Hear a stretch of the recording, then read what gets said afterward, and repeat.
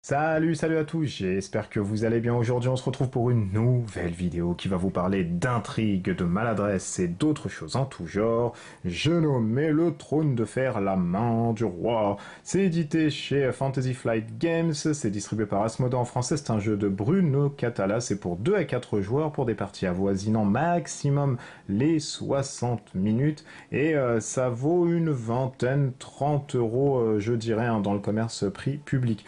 Le synopsis un peu du trône de fer, la main du roi, eh bien vous allez prétendre chaque joueur à être la main justement du roi et ceci va passer par avoir la majorité sur les blasons au fur et à mesure que vous allez récupérer des cartes avec la carte Varys. Eh bien, vous allez gagner des blasons si vous êtes majoritaire en termes de famille et de membres de la famille, justement, dans cette famille. Il y a beaucoup de familles dans cette vidéo et dans cette notion.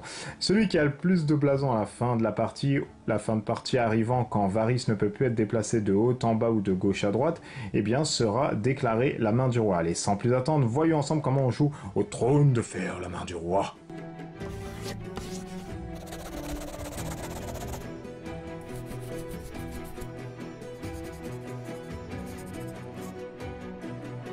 Petit tour rapide du propriétaire dans une boîte, le trône de fer, la main du roi, vous allez avoir principalement en fait que des cartes puisque c'est un jeu de cartes avec le placement de Varys comme je vous l'ai dit.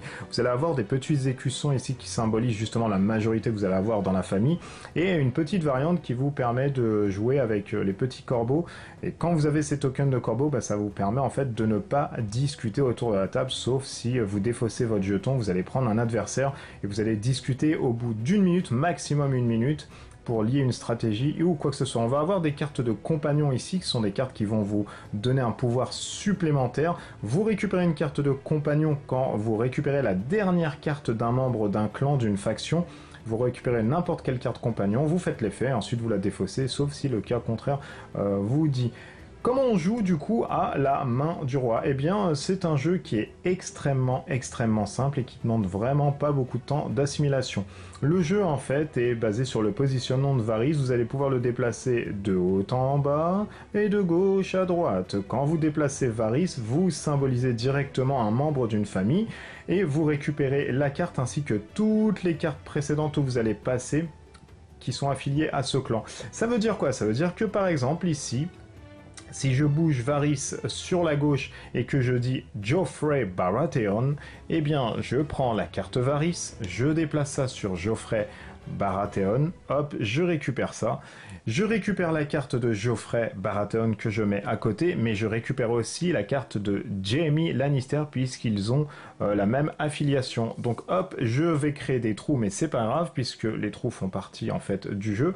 J'ai 2 cartes du coup des Lannister, et bien je vais prendre le blason des Lannister et je vais le mettre directement ici. À savoir qu'à chaque fin de tour d'un joueur, et d'un personnage aussi puisque ça se dit, celui qui a le plus ou de manière égale des membres d'un clan, eh bien il va prendre directement le blason en question. Donc c'est-à-dire que si le deuxième joueur ici remporte par exemple 3 Lannister, eh bien il va récupérer le blason ici des personnes qui avaient 2 Lannister. S'il en récupère 2, il va le prendre quand même puisqu'il est dans une égalité et il récupère aussi le blason. Donc là on va simuler juste 2-3 tours pour vous montrer mécaniquement comment ça marche, mais tout est basé en fait là-dessus.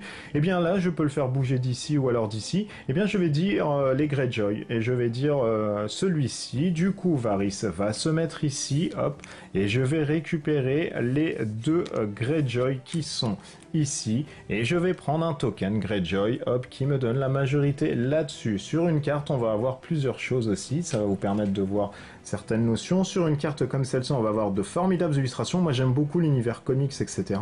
On va avoir le clan, on va avoir ici le nom et on va avoir ici le nombre en fait de familles qui vont composer justement cette faction, c'est à dire que là on va avoir 7 membres chez les Greyjoy. Donc il faut vraiment faire aussi attention quand vous allez récupérer les trucs, histoire de vous dire, bah voilà, là il en reste pas tellement beaucoup, du coup je vais essayer d'en récupérer un max. On va simuler un autre truc, donc là on va dire que le plus intéressant, mine de rien, il n'y a pas tellement de trucs, mais pour avoir par exemple les Starks, eh bien il va se mettre dessus. Il va dire les Starks, il va le prendre celui-ci, Varys va se mettre ici, il va prendre le token, hop, des Starks et le mettre à côté. Donc on va faire ceci par rapport à chaque joueur. Dès qu'un joueur a récupéré la dernière carte d'une famille, il va récupérer une carte de compagnon, il va la jouer et ensuite il va pouvoir faire autre chose avec. Par exemple ici, si on lit la carte de Brienne de Thorne, on prend la carte Sansa Stark ou Arya Stark de Port-Royal ou de n'importe quelle zone de jeu. Donc ça veut dire quoi? Ça veut dire que pour récupérer en fait des cartes, on peut en voler d'autres aux autres, ce qui enlève la majorité aux autres et ce qui vous permet de récupérer directement la majorité sur cette famille. Donc il y a assez des petites combos à faire, des coups de Trafalgar et puis surtout un placement de Varys qui peut soit poser problème aux autres joueurs ou soit vous avantager. Donc il y a plein de petits trucs à faire. Et je vous l'ai dit ici, les petits jetons ici de la cornaille à 3 yeux, hein, si je pense que ça se dit comme ça, et bien une fois que vous jouez avec cette variante, puisque c'est une variante à 3 ou 4 joueurs, eh bien, vous n'avez pas la possibilité de parler autour de la table.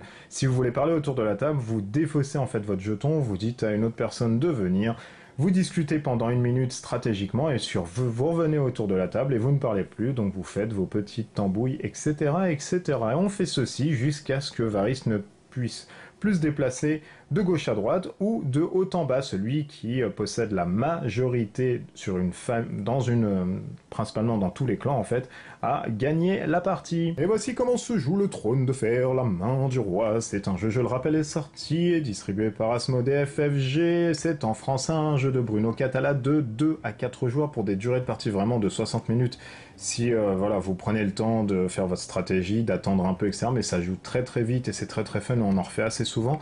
Et c'est un jeu de placement, ma foi, qui est très très très sympa. Et pour un petit prix, mine de rien, c'est assez cool, surtout si vous voulez sortir ça, voilà, en préambule d'une soirée jeu, donc ça se joue très très très bien. J'ai posé la boîte ici, mon avis là-dessus, et bien moi j'ai beaucoup aimé. Déjà d'une part, puisque j'aime le Trône de Fer et la série et les livres, etc.